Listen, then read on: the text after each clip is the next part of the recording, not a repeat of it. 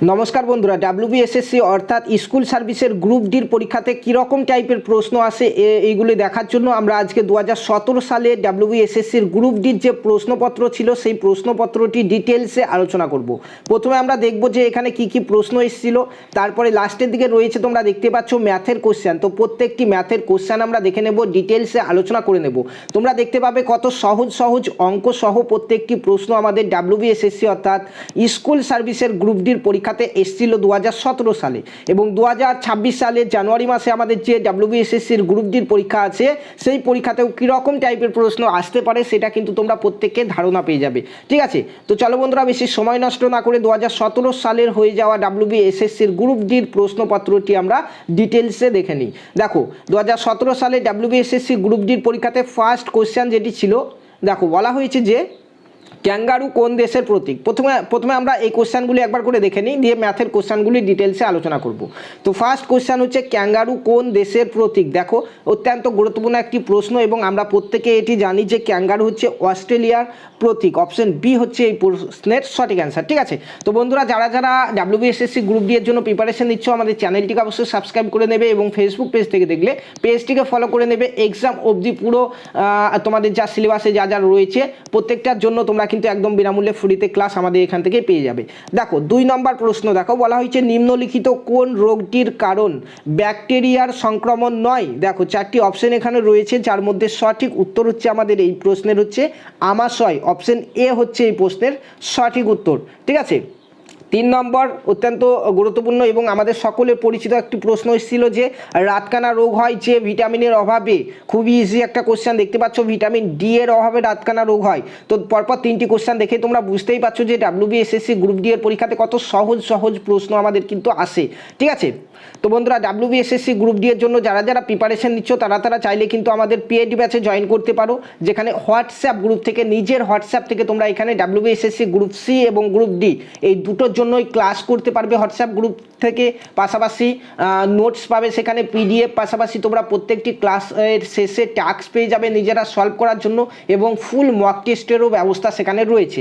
মাত্র 299 টাকা একবারই পেমেন্ট করে তোমরা এক্সাম অবধি পুরো সিলেবাস কিন্তু কভার করে নিতে পারবে আমাদের কাছ থেকে, তাও আবার নিজের হোয়াটসঅ্যাপ গ্রুপ থেকে, যেখানে তোমরা একটা বইয়ের পিডিএফ পাবে, রেকর্ডিং ক্লাস পাবে, ক্লাস টাস্ক পাবে, পিডিএফ পাবে, মক টেস্ট পাবে। যারা যারা আমাদের এই ব্যাচে যুক্ত হতে চাইছো 9647151708 এই নম্বরে তোমরা হোয়াটসঅ্যাপে ডাব্লিউবিএসএসসি গ্রুপ সি কিংবা ডি লিখে পাঠাও। দুটো ডেমো ক্লাস সহ ডিটেলস আমি দিচ্ছি। ক্লাস দুটো দেখার পরে যদি ভালো লাগে তারপরে কিন্তু তোমরা পেমেন্ট করে আমাদের কাছে ক্লাস নিতে পারো। তো চলো বন্ধুরা 2017 সালের প্রশ্নপত্রে আবারও ফিরে আসা যাক। তো চলো 4 নম্বর কোশ্চেন দেখি। দেখো বলা হয়েছে ভারতীয় সংবিধানের মুখ্য স্থপতি কাকে বলা হয়। অত্যন্ত পরিচিত একটি প্রশ্ন তোমরা দেখতে পাচ্ছ, আমরা জানি doctor B R. Ambedkar. Option B হয়ে যাবে এই প্রশ্নের সঠিক অ্যান্সার। 5 নম্বর প্রশ্ন যেটি এসেছিল সেটিও আমাদের প্রত্যেকের পরিচিত প্রশ্ন। দেখো বলা হয়েছে বিগ ব্যাং থিওরি বিবৃত করে কি। আমরা প্রত্যেকেই জানি যে বিগ ব্যাং থিওরি বিবৃত করে ব্রহ্মাণ্ডের সৃষ্টি। অপশন এ হচ্ছে এই প্রশ্নের সঠিক উত্তর। 6 নম্বরে এসেছিল দেখো যে ভূমিকম্পের তীব্রতা মাপা হয় যেটির দ্বারা। এই প্রশ্নটিরও অ্যান্সার আমরা প্রত্যেকে জানি যে সিসমোগ্রাফ যন্ত্রের দ্বারা। অপশন ডি হচ্ছে সঠিক উত্তর। 7 নম্বর প্রশ্নতে যেটি এসেছিল দেখো বলা হয়েছে যে মশার জৈব নিয়ন্ত্রণে কোনটি ব্যবহৃত হয়। তো দেখো এই প্রশ্নটির অ্যান্সার আমরা অনেকেই জানি যে গাম্বুসিয়াম, এই যে মাছ, এই মাছটিকে কিন্তু ব্যবহার করা হয়। এই মাছ কিন্তু মশার যে লার্ভাগুলি রয়েছে সেই লার্ভাগুলিকে খেয়ে নেয়। ঠিক আছে, তার ফলে মশার কিন্তু জৈব নিয়ন্ত্রণ করা যায়। ঠিক আছে, তাহলে অপশন সি হচ্ছে এই প্রশ্নের সঠিক অ্যান্সার। 8 নম্বর প্রশ্ন দেখো বলা হয়েছে নিম্নলিখিত কোনটি মানুষের ক্ষেত্রে প্রযোজ্য নয়। দেখো এখানে মাংসাশী, সর্বভুক, পরভোজী সবগুলোই কিন্তু মানুষের ক্ষেত্রে প্রযোজ্য, শুধুমাত্র স্বভোজী অপশন এতে রয়েছে। দেখো স্বভোজীটা নয়, তাহলে অপশন এ হয়ে যাবে এই প্রশ্নের সঠিক অ্যান্সার। এছাড়াও 2017 সালে একটি কোশ্চেন এসেছিল দেখো যে নিচের কোনটি গ্রিন হাউস গ্যাস নয়। তো দেখো আমরা প্রত্যেকে জানি এই গ্যাসগুলির মধ্যে হচ্ছে হাইড্রোজেন একমাত্র গ্রিন হাউস গ্যাস নয়, তাছাড়া প্রত্যেকটি গ্যাস কিন্তু গ্রিন হাউস গ্যাস। তাহলে অপশন ডি হচ্ছে এই প্রশ্নের সঠিক উত্তর। 2017 সালে 10 নম্বর কোশ্চেন এসেছিল আপনার ক্যারিজ হলে আপনি কার কাছে যাবেন। আমরা প্রত্যেকেই জানি যে ক্যারিজ যদি হয় আমরা প্রত্যেকেই কিন্তু ডেন্টিস্ট অর্থাৎ দাঁতের ডাক্তারের কাছে যাব। অপশন সি হচ্ছে এই প্রশ্নের সঠিক উত্তর। ঠিক আছে, কত সহজ সহজ প্রশ্ন গ্রুপ ডি এর পরীক্ষাতে আসে তোমরা দেখতেই পাচ্ছ।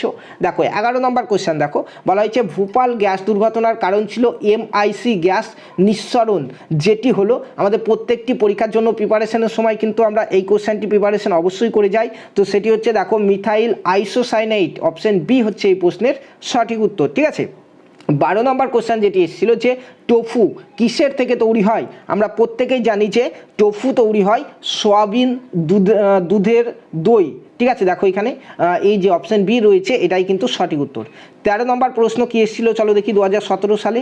2017 সালের গ্রুপ ডির পরীক্ষাতে 13 নম্বর প্রশ্ন এসেছিল যে কোন স্তন্যপায়ী ডিম পাড়ে? অত্যন্ত গুরুত্বপূর্ণ এবং আমাদের সকলের পরিচিত এই প্রশ্নটি।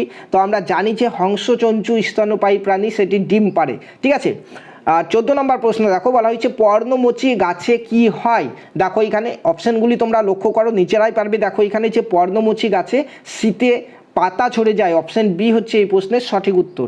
অত্যন্ত সহজ সহজ প্রশ্নগুলি কিন্তু আমাদের এসেছিল পরীক্ষাতে, এবং 2026 সালে জানুয়ারি মাসে যে পরীক্ষাটি হবে সেখানেও কিন্তু এই ধরনের প্রশ্নগুলো আমাদের আসবে। ঠিক আছে, দেখো 15 নম্বর প্রশ্নতে বলা হয়েছে পৃথিবীর সবচেয়ে গভীরতম হ্রদ। আমরা প্রত্যেকেই জানি, আমাদের প্রত্যেকের পরিচিত যে বৈকাল হ্রদ হচ্ছে পৃথিবীর সবচেয়ে গভীরতম হ্রদ। ঠিক আছে, 16 নম্বর প্রশ্ন দেখো, নিম্নের কোনটি ক্রান্তীয় মৌসুমি ফসল? তো নিম্নের এখানে দেখতে পাচ্ছ ধান হচ্ছে ক্রান্তীয় মৌসুমি ফসল। তোমরা দেখতেই পাচ্ছ যে প্রত্যেকটা প্রশ্নই কিন্তু তোমরা জানো। 17 নম্বর কোশ্চেন দেখো, বলা হয়েছে গতিধারা প্রকল্পটি ড্যাশ সরকার চালু করেছে? তো এখানে সঠিক উত্তর কি হবে? দেখো আমাদের পশ্চিমবঙ্গে যেহেতু পরীক্ষা হচ্ছে, তো পশ্চিমবঙ্গ সরকার যে প্রকল্পগুলি চালু করেছে সেগুলি কিন্তু আসার সম্ভাবনা সব থেকে বেশি। তো যারা জানো না আনজাদে পশ্চিমবঙ্গ টিক মেরে দেবে। ঠিক আছে, যেমন এই প্রশ্নের সঠিক অ্যান্সার হচ্ছে পশ্চিমবঙ্গ। 18 নম্বর প্রশ্ন দেখো, বলা হয়েছে যে রাজ্য সরকারের মন্ত্রীরা যার কাছে যৌথভাবে দায়বদ্ধ তিনি হলেন কে? তো আমরা প্রত্যেকেই জানি এই প্রশ্নের সঠিক উত্তর হচ্ছে বিধানসভার কাছে দায়বদ্ধ যৌথভাবে। ঠিক আছে, অপশন সি। 19 নম্বর কোশ্চেনটি দেখো, বলা হয়েছে এর মধ্যে কোনটি পুনর্ভব শক্তি? এর মধ্যে কোনটি পুনর্ভব শক্তি? আমরা প্রত্যেকে জানি এবং পড়েছি যে এগুলি কোনোটাই পুনর্ভব শক্তি নয়, শুধুমাত্র এখানে দেখো সৌর বিদ্যুৎ যেটি সেটিই পুনর্ভব শক্তি। ঠিক আছে, তাহলে অপশন এ হচ্ছে এই প্রশ্নের সঠিক উত্তর। 20 নম্বর কোশ্চেনটি দেখো, 20 নম্বর কোশ্চেনে বলা হয়েছে যে জুন 2014-তে কেন্দ্রীয় সরকারের কোন মন্ত্রী এশিয়ান ডেভেলপমেন্ট ব্যাংকের অর্থাৎ এডিবি ব্যাংকের বোর্ড অফ গভর্নর্স এর ভারতীয় গভর্নর হিসাবে নিযুক্ত হয়েছেন? সঠিক উত্তর কী হবে? সঠিক উত্তর হচ্ছে অরুণ জেটলি। ঠিক আছে, অপশন সি। ঠিক আছে, 21 নম্বর কোশ্চেন দেখো, 21 নম্বর কোশ্চেন হচ্ছে পৃথিবী তার নিজের অক্ষ বরাবর যেদিক থেকে যেদিকে আবর্তন করে? আমরা প্রত্যেকেই জানি এই প্রশ্নটি। ঠিক আছে, সেটি হচ্ছে পশ্চিম থেকে পূর্ব দিকে। পৃথিবী তার নিজের অক্ষ বরাবর পশ্চিম থেকে পূর্ব দিকে আবর্তন করে, অপশন ডি হচ্ছে সঠিক উত্তর। তারপরে দেখো 22 নম্বর প্রশ্ন, বলা হয়েছে বেঙ্গল কেমিক্যাল প্রতিষ্ঠানের স্রষ্টা ছিলেন কে? যার সঠিক উত্তর হচ্ছে প্রফুল্ল চন্দ্র রায়। দেখো এখানে 23 নম্বর কোশ্চেন এসেছিল যে প্লেয়িং ইট মাই ওয়ে গ্রন্থটির লেখক কে? তো সঠিক উত্তর কী হবে? সঠিক উত্তর হচ্ছে আমাদের এই প্রশ্নের সচিন তেন্ডুলকর। এবং 24 নম্বর প্রশ্ন এসেছিল যে সিন্ধু সভ্যতার আদিবাসীদের প্রধান জীবিকা ছিল? আমরা প্রত্যেকে এই প্রশ্নের সঙ্গে পরিচিত, সেটি হচ্ছে কৃষিকাজ। অপশন এতে রয়েছে। দেখো তারপরে দেখো 25 নম্বর প্রশ্ন, বলা হয়েছে মোহনবাগান ক্লাব ব্রিটিশ দলকে হারিয়েছিল? আমরা প্রত্যেকে জানি বিভিন্ন পরীক্ষার জন্য এই প্রশ্নটির কিন্তু আমরা করেছি, সেটা হচ্ছে এখানে নেই। দেখো অপশনটা 25 নম্বর প্রশ্ন এখানে দেখতে পাচ্ছ 1911, অপশন ডিতে রয়েছে এটি সঠিক উত্তর। তারপরে চলো 26 নম্বর কোশ্চেন দেখি। 26 নম্বর প্রশ্ন এসেছিল যে অক্টোবর 2014-তে আরবান হাউসিং মিশন নিম্নলিখিত কোন জাতীয় নেতার নামে নামকরণ করা হয়েছে? সঠিক উত্তর কী হবে? সঠিক উত্তর হচ্ছে বি আর আম্বেদকর। 27 নম্বর প্রশ্ন এসেছিল যে বিশ্বভারতী অবস্থিত কোন জেলায়? আমরা প্রত্যেকেই জানি বিশ্বভারতী অবস্থিত, এখানে দেখতে পাচ্ছ বীরভূম, অপশন সি রয়েছে সঠিক অ্যান্সার। তো 28 নম্বর প্রশ্ন এসেছিল আমাদের 2017 সালে যে ধ্যানচাঁদ যে খেলার সঙ্গে যুক্ত ছিলেন তা হলো? সঠিক উত্তর কি? হকি খেলার সঙ্গে যুক্ত ছিলেন, অপশন ডি। তারপরে দেখো এখানে 29 নম্বর প্রশ্ন, বলা হয়েছে পার্ক স্ট্রিটের নতুন নামকরণ হয়েছে যার নামে তিনি হলেন? পার্ক স্ট্রিটের নতুন নামকরণ হয়েছে যার নামে তিনি হলেন? সঠিক উত্তর কী হবে? এখানে মাদার টেরেসা। ঠিক আছে, এই যে প্রশ্নপত্র এটা কিন্তু একদম বিনামূল্যে ফ্রিতে পিডিএফ পেয়ে যাবে। এই ভিডিও ডেসক্রিপশন বক্সে দেখো আমাদের হোয়াটসঅ্যাপ গ্রুপের লিঙ্ক রয়েছে, সেখানে জয়েন করে যাও, সেখানে এই পিডিএফটি আমি দিয়ে দেবো। ঠিক আছে, তারপর 30 নম্বর প্রশ্ন কি এসেছিল দেখো, এসেছিল যে কৌলিন্য প্রথা প্রচলন কে করেন? সঠিক উত্তর কি? সঠিক উত্তর হচ্ছে বল্লাল সেন, অপশন সি।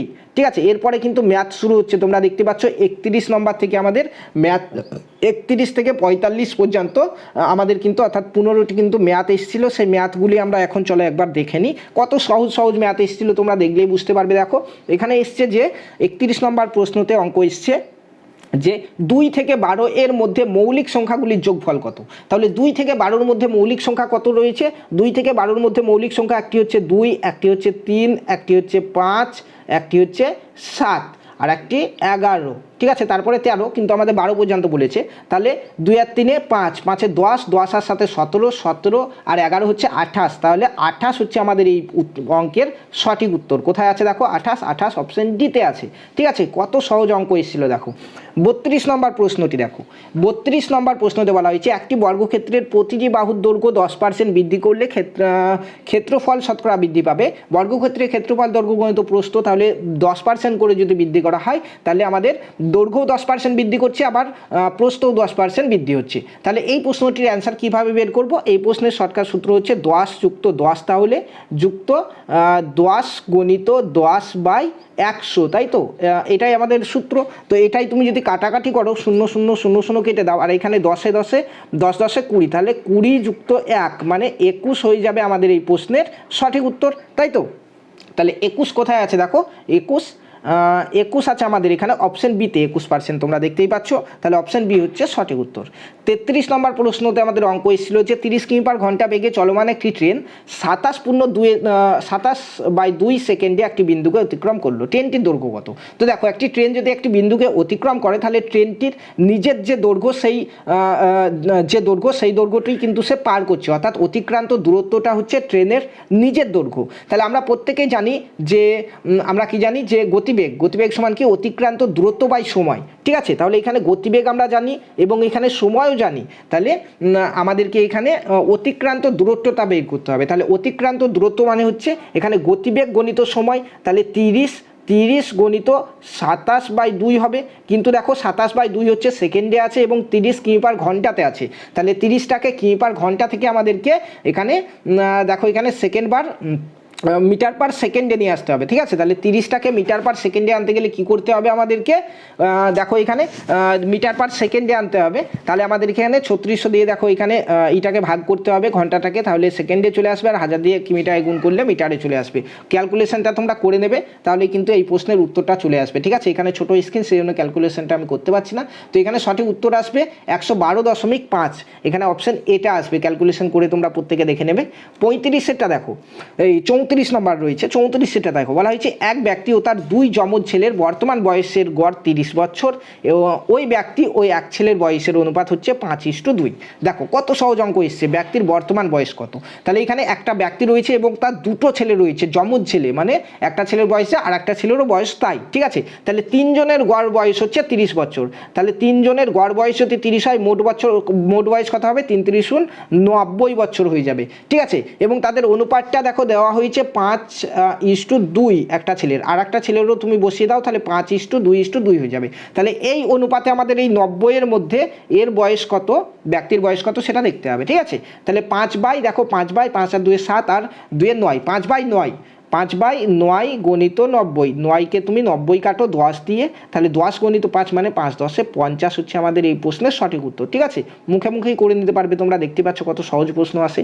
50 কোথায় আছে? অপশন ডিতে আছে, দেখো হয়ে গেল।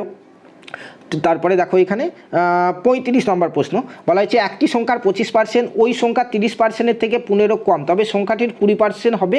খুবই সহজ একটি অঙ্ক, তোমরা দেখতেই পাচ্ছ এখানে। তাহলে আমরা মনে করব সংখ্যাটি এক্স, ঠিক আছে। তাহলে এক্সের 30% মানে 30 গণিত x/100 মাইনাস দেখো এক্সের 25%, এক্স গণিত 25/100, এটা সমানই তো হচ্ছে আমাদের এখানে দেখো 15 বলা হয়েছে। তাহলে 15, এখান থেকে তুমি যদি ক্যালকুলেশন করে এক্সের মানটা বের করতে পারো তাহলে এই প্রশ্নের সমাধান কিন্তু হয়ে যাবে। তো এখানে এক্সের মান কত আসবে আমাদের?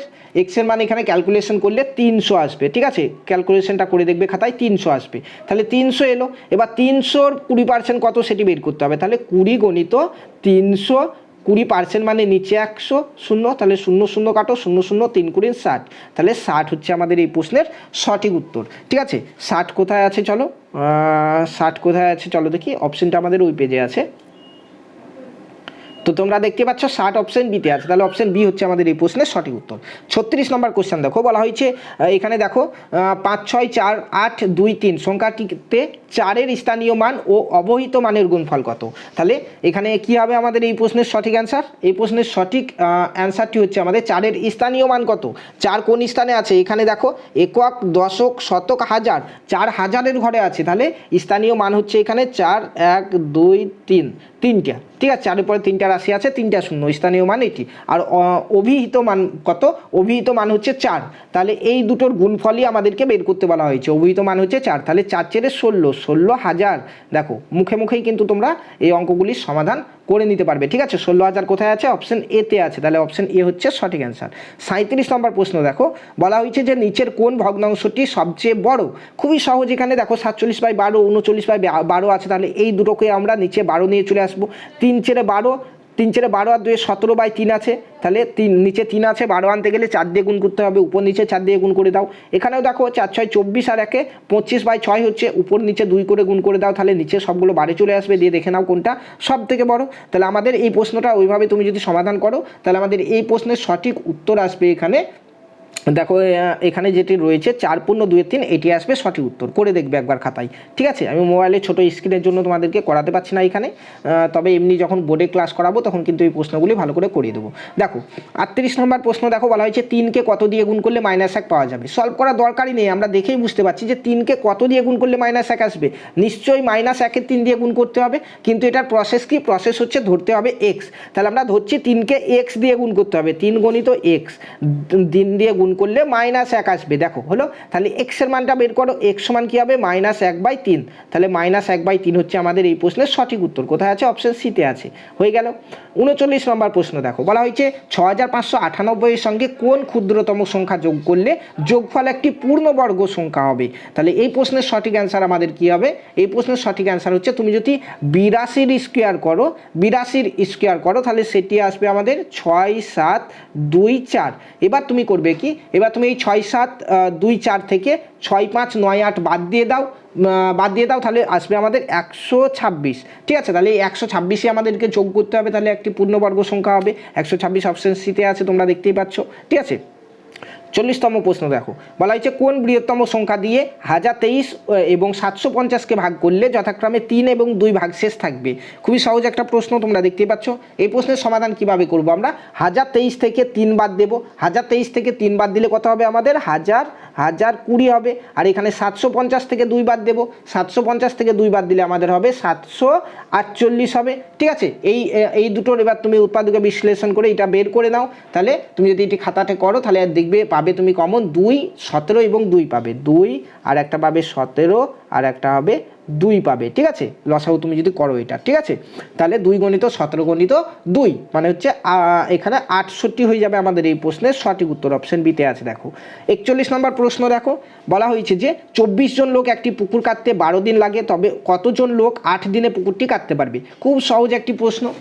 আমরা জানি যে M1 D1 সমান হচ্ছে M2 D2। মানটা তুমি বসিয়ে দাও, ঠিক আছে। দেখো M1 বলা হয়েছে 24, তাহলে M1 এর জায়গায় 24 বসিয়ে দাও। D1 বলা হয়েছে 12 বসিয়ে দাও D1 এর জায়গায়। M2 কত আমাদেরকে জানি না, বের করতে বলেছে। এবং D2 বলা হয়েছে এখানে দেখো 8 দিন। তাহলে M1 এর জায়গায়, D1 এর জায়গায় এবং D2 এর জায়গায় যদি মানটি বসিয়ে দাও, তাহলে M2 এর মানটা খুব সহজে তোমরা বের করে নিতে পারবে এখান থেকে, ঠিক আছে। তাহলে কত হবে আমাদের? 24 গণিত 12 আর ওইদিকে হচ্ছে 8 গণিত M2। তাহলে 8টাকে এদিকে নিয়ে এসো, তাহলে 8 দেখো 24 কাটবে, 3 8 24, তাহলে 3 আর 12 উপরে থাকছে 3 বাউন 36 হচ্ছে আমাদের উত্তর, ঠিক আছে। 36 কোথায় আছে? অপশন টিতে আছে। মুখেই কিন্তু করা যাচ্ছে, অনেকে হয়তো বুঝতে পারবে না, ঠিক আছে। একটু শর্টকাটে বলছি সেই জন্য, কিন্তু যদি তোমরা এই ম্যাথের ক্লাসগুলো আমাদের যখন করবে, খুব সহজেই তোমরা নিজেরাই মুখে করে নিতে পারবে, ঠিক আছে। 42 নম্বর প্রশ্ন দেখো, বলা হয়েছে যে সুদের হার 5% থেকে কমে 4% হলো ওই ব্যক্তির প্রাপ্য বার্ষিক সুদ 250 টাকা কমে যায়, ওই ব্যক্তির জমা মূলধন কত। এই অঙ্কটি যখন করতে লাগবে, অনেকে হয়তো PRT/100 এভাবে ধরে করতে লাগবে, ঠিক আছে। কিন্তু সেরকম করবে না, এটা মুখেই করা যাবে। দেখো এখানে বলা হয়েছে সুদের হার 5% থেকে কমে 4% হচ্ছে, মানে কি 1% কমছে।